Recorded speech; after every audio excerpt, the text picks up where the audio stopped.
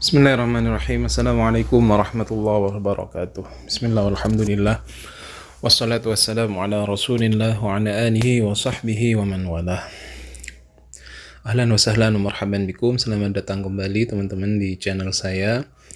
Pada kesempatan kali ini kita akan melanjutkan pembacaan kitab Fil Haditsis Syarif wal Balaghah An-Nabawiyah karangan Dr. Said Muhammad Ramadan Al-Buti.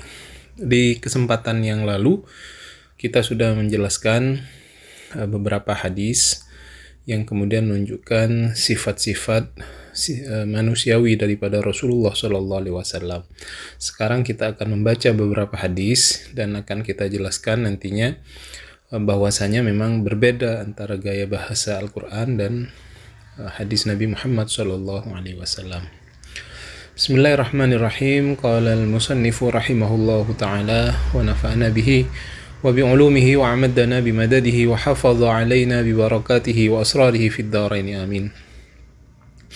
روى مسلم في صحيحه عن النبي صلى الله عليه وسلم قال تضمن الله لمن خرج في سبيله لا يخرج إلا جهادا في سبيلي وإيمانا بي وتصديقا برسلي فهو علي ضامن أن أدخله الجنة أو أرجعه إلى مسكنه الذي خرج منه نائلا ما نال من أجر أو غنيمة والذي نفس محمد بيده ما من كلم يكلم في سبيل الله إلا جاء يوم القيامة كهيئته يوم كلم لونه لون دام وريحه ريح مسك والذي نفس محمد بيده لولا أن أشق على المسلمين ما قعدت خلاف السرية تغزو في سبيل الله أبدا ولكن لا أجد ساعة فأحملهم ولا يجدون ساعة ويشق عليهم أن يتخلفوا عني والذي نفس محمد بيده لوددت أني أغزو في سبيل الله فأقتل ثم أغزو فأقتل ثم أغزو فأقتل. Yang artinya Muslim meriwayatkan dalam kitab sahihnya bahwa Nabi bersabda, Allah menjamin bagi siapa saja yang keluar di jalannya, tidak ada yang mengeluarkannya kecuali untuk berjihad di jalanku, beriman kepadaku, dan membenarkan para rasulku, maka aku menjadi penjaminnya bahwa aku akan memasukkannya ke dalam surga, atau mengembalikannya ke tempat tinggalnya yang ia tinggalkan dengan memperoleh apa yang ia peroleh berupa pahala atau harta rampasan perang. Demi zat yang jiwa Muhammad berada di tangannya, tidaklah ada luka yang didapatkan di jalan Allah kecuali aku datang pada hari kiamat dalam keadaan seperti ketika ia terluka. Warnanya adalah warna darah dan baunya adalah bau minyak misik. Demi zat yang jiwa Muhammad berada di tangannya, kalau bukan karena aku takut memberatkan umat muslim, aku tidak akan pernah duduk tidak ikut serta dalam setiap ekspedisi yang berperang di jalan Allah. Namun aku tidak memiliki cukup kekuatan untuk membawa mereka, dan mereka pun tidak memiliki cukup kekuatan, dan berat bagi mereka untuk tertinggal dariku. Demi zat yang jiwa Muhammad berada di tangannya, sungguh aku ingin sekali berperang di jalan Allah. Kemudian aku terbunuh, lalu berperang lagi, kemudian terbunuh, lalu berperang lagi, kemudian terbunuh. Ini adalah arti dari teks ini yang nanti akan dijelaskan oleh Syekh Ramadan Al-Buti di paragraf-paragraf berikutnya yang menegaskan bahwasanya hadis Nabi Muhammad SAW ini berbeda dengan gaya bahasa Al-Quran. Ini akan kita jelaskan ketika sampai ke pembahasan tentang hadis yang kedua ini. Ini adalah hadis yang kedua. Kemudian hadis yang ketiga, Rawal Bukhari wa Muslim fi sahihaihima anna imra'atan min Bani Makhzumin saraqat fa ahamma Quraisyan sya'naha fa kallama Usama Rasulullah sallallahu alaihi wasallam fi sya'niha. فقال رسول الله صلى الله عليه وسلم أتشفع في حد من حدود الله ثم قام فاختطب فقال أيها الناس إنما أهلك الذي كانوا قبلكم أنهم كانوا إذا سرق فيهم الشريف تركوه وإذا سرق فيهم الضعيف أقاموا عليه الحد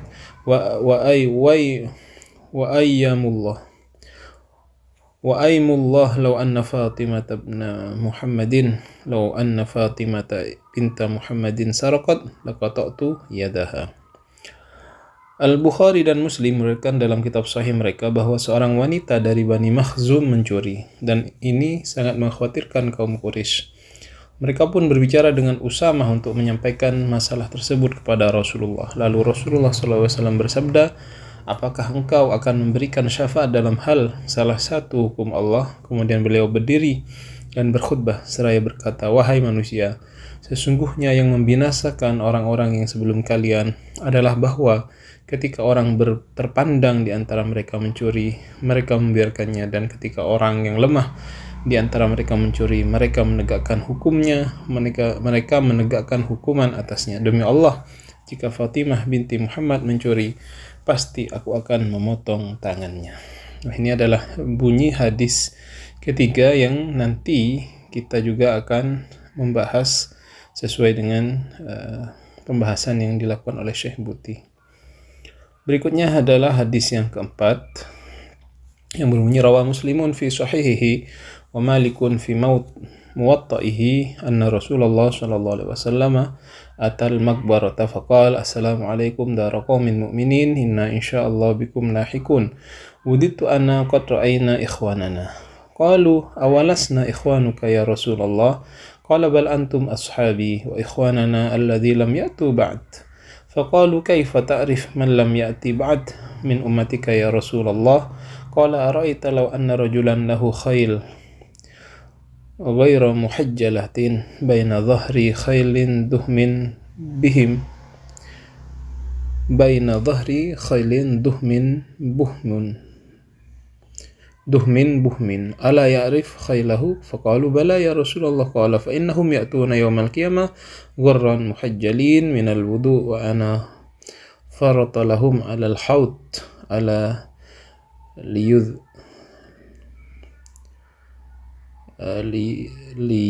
ليذدان رجال عن حوضي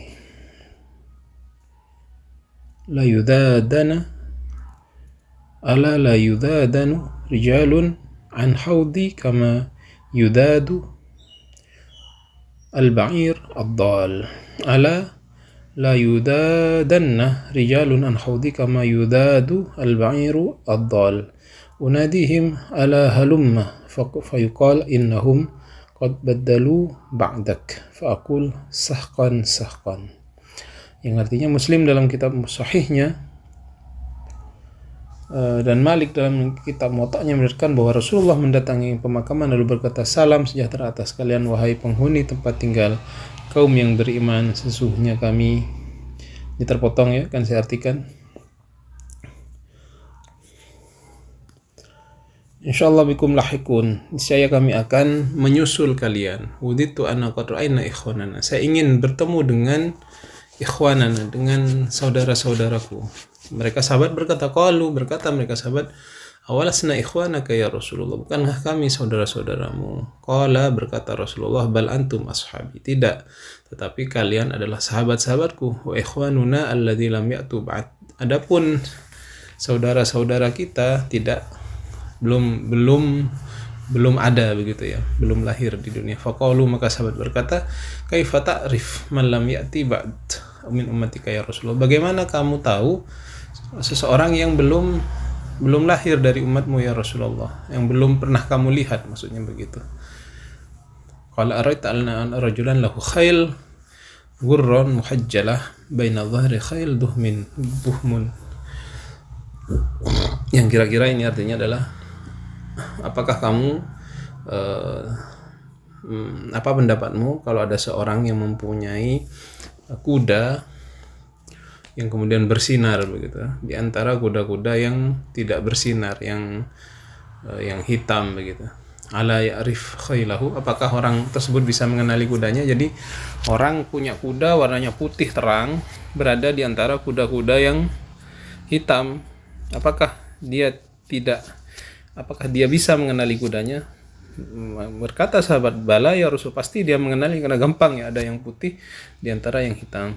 Qala fa innahum ya'tuna yaumal qiyamah ghurran muhajjalin minal wudu, maka nanti kita ini para umat Rasulullah yang tidak menuntut masa Rasulullah, nanti hari kiamat akan bersinar ya. Sinar itu disebabkan karena wudu. Wa ana faratu lahum 'alal haud. Maka katanya Nabi, aku akan menunggu mereka di telagaku. Maka orang-orang itu akan sampai kepada telagaku ya. Sebagaimana hewan yang kemudian tersesat datang kepada tuannya,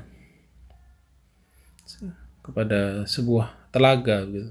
Unadihim ala halumma, saya manggil, apakah kalian tidak mau berkumpul ke sini? Fayuqal innahum qad badalu ba'dak faqul sahqan. Jadi Nabi Muhammad SAW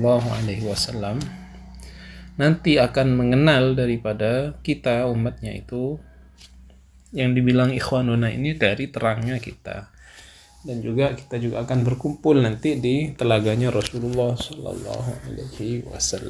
Dari bunyi teks hadis ini. Kemudian ini penjelasan Syekh Buti. Idza am'anta an-nazar fi hadhihi al-ahadits al-arba'ah lamasta fiha isyraqan nubuwah wala raib. منبعثا من الأسلوب والمضمون ولكنك تلمس أيضا أن كلا من الأسلوب والمضمون يقوم على أساس من الطبيعة البشرية والمشاعر الإنسانية. Jika kamu memperhatikan dengan seksama, idza am'anta an-nazar fi hadhil ahadits pada hadis yang 4 ini, lamasta fiha isyraqun nubuwah, maka kamu akan melihat di sana ada cahaya kenabian wala raib. Pasti kamu bisa melihat itu, membaisan minal uslub wal madmun, yang itu terlihat dari gaya bahasa dan isinya. Walakinnaka talmas aidan anna kulla minal uslub wal madmun yaqumu ala asasin minat tabi'ah al-bashariyah wal masyair al-insaniyah. Tetapi kamu juga melihat bahwasanya hal itu, uslub dan kandungan daripada Al-Quran itu juga mengandung sifat daripada tabi'ah basyariyah, sifat manusiawi, dan masyair insaniyah, dan perasaan manusia.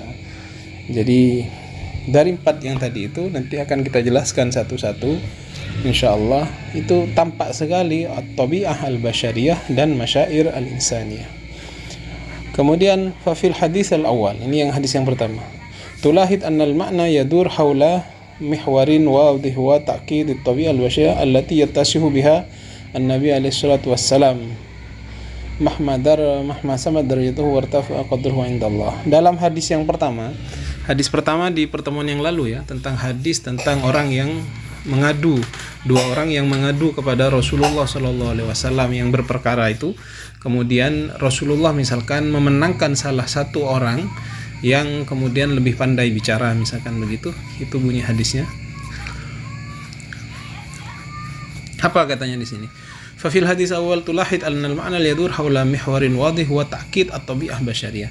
Maka dalam hadis yang kemarin itu yang kita baca itu ada sebuah poros yang sangat jelas, ada suatu yang sangat jelas, poin yang sangat jelas, yaitu ta'kid at-tabi'ah al-basyariyah, penegasan daripada sifat-sifat manusiawi allati yattasubihan Nabi SAW, yang kemudian Nabi mempunyai sifat, yang bersifatan dengan sifat tersebut. Mahma samat darajatuhu wartafa qadruhu indallah, betapapun tingginya derajat Nabi di sisi Allah Subhanahu wa taala, setinggi apapun derajat Nabi Muhammad SAW, maka beliau tidak berubah dari kemanusiaan yang beliau miliki. Jadi tetap manusia ya. Jadi tampak sekali dalam hadis yang pertama itu ada ta'kid tabi'ah al-basyariyah, penguatan tentang sifat manusiawi. Fahuwa in hakama bainal khusum fa'timadan minhu 'alal bayinat wal qara'in wal musa. Maka Nabi ketika dia memutuskan sebuah perkara di antara orang yang berperkara, maka yang menjadi acuan Nabi adalah al-bayyinat wal qara'in al-malmusah, adalah bukti-bukti dan indikator-indikator yang bisa dilihat oleh panca indera. Jadi Nabi menilai sebuah orang itu benar atau tidak, dinilai oleh baginda Nabi besar Muhammad SAW itu berdasarkan sesuatu yang bisa beliau indra. la i'timadan ala ghaibin yattali'u alaihi au syu'ur yamkharu ila a'maqi qalbihi. Tidak berdasarkan kepada hal gaib yang kemudian ditampakkan kepada Nabi. Jadi Nabi ketika melihat orang yang berperkara itu tidak bisa melihat hal gaib di balik hal tersebut. Jadi Nabi hanya memutuskan berdasarkan apa yang bisa diindra oleh beliau. Au syu'ur yamkharu ila a'maqi qalbihi, atau perasaan yang menembus dalam hati beliau. Jadi bukan karena perasaan atau karena beliau bisa melihat hal yang gaib. Wa min ajli dzalika la yumkin ay yatahawwal al-batil ila al-haq. Maka oleh sebab itu tidak bisa berubah sesuatu yang batil kepada hak, wa in qada huwa bihi i'timadan ala dhawahir adillah wal bayinat. Tidak mungkin sesuatu itu berubah dari batil menjadi hak walaupun itu diputuskan oleh Nabi. Kenapa? I'timadan ala dhawahir adillah wal bayinat. Karena Nabi mendasarkan putusannya itu atas sesuatu dalil dan bukti-bukti. Wala yatahawwal al-haq ila al-batil. Begitu juga sebaliknya, tidak akan berubah kebatilan itu ke sesuatu yang hak kepada yang batil. Wa in dhannahu huwa batil wa qada bi annahu batil. Walaupun Nabi menyangkanya itu adalah batil dan memutuskan bahwasanya itu adalah batil juga. Jadi Nabi Muhammad SAW itu